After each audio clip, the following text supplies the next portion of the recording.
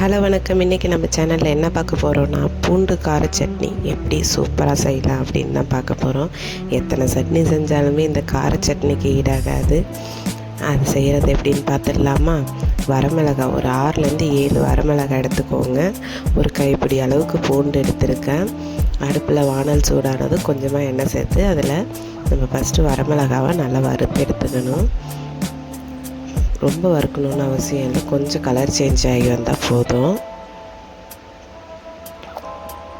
பாருங்க, இந்த அளவுக்கு வறுபட்டால் போதும். இதை அப்படியே நம்ம ஒரு மிக்ஸி ஜாரில் சேர்த்துக்கலாம். இப்போ அதிலே கொஞ்சம் எண்ணெய் விட்டு இந்த பூண்டை நல்லா செவக்க வறுத்து எடுத்துக்கணும்.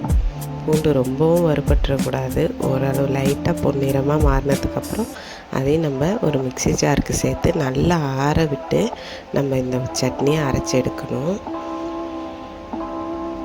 இந்த கார சட்னி பார்த்திங்கன்னா அவ்வளோ டேஸ்ட்டாக இருக்கும். இட்லி, தோசை எல்லாத்துக்குமே சூப்பராக இருக்கும்.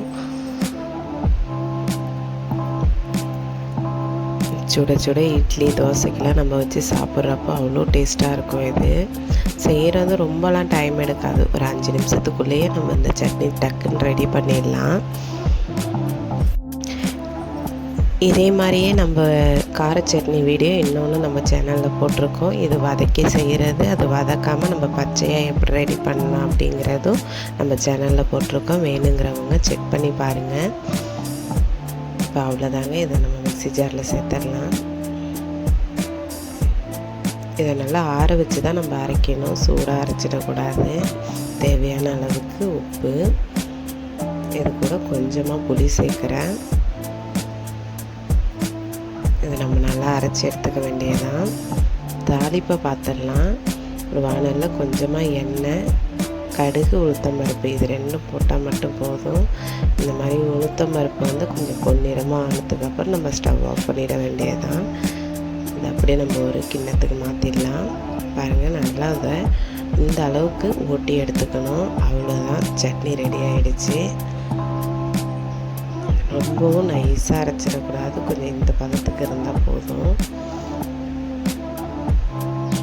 அவ்வளோதாங்க, சூப்பராக கார சட்னி ரெடி ஆகிடுச்சு. உப்பு எல்லாமே நம்ம பார்த்துக்கணும். பத்தலைனா போட்டுக்கோங்க. இதை நான் இன்றைக்கி தோசைக்கு ரெடி பண்ணியிருக்கேன்.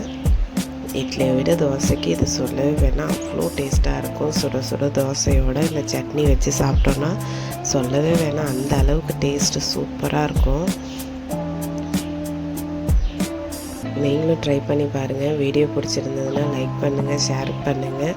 மறக்காமல் நம்ம சேனலை சப்ஸ்கிரைப் பண்ணுங்கள். இந்த மாதிரி டெய்லி ஒரு வீடியோஸ் நம்ம சேனலில் வரும். எல்லோரும் சப்போர்ட் பண்ணுங்கள்.